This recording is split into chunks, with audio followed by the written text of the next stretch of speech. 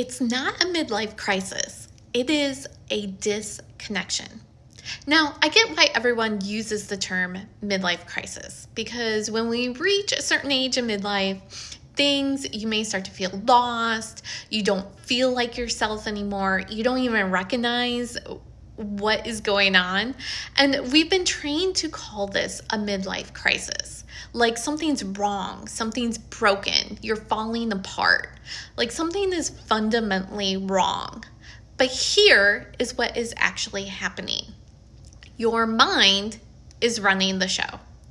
Your mind is overthinking, it is playing the same loop, and this overthinking continues and continues and never stops. Plus, your body is screaming at you. Perimenopause, exhaustion, tension, all of these body changes, things you can't explain. These are signals your body is sending you. And you're overriding every single one. And then your spirit, the divine part of you, the part that just knows, your intuition. It can't really be heard anymore because everything else has drowned it out. This is not a crisis, but rather it is a disconnection. Wear a weighted vest for the body on your walks. You may go to therapy for your mind. You may do prayer for your spirit.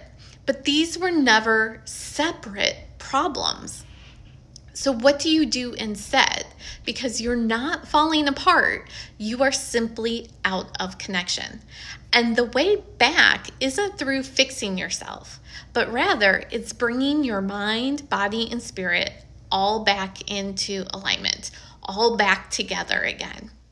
And so that is where sacred making does exactly that. You don't have to add one more thing to your life, but rather what you do is you take something you already love, could be baking, could be gardening, could be your morning walk, and you make it sacred. Now, how do you make it sacred?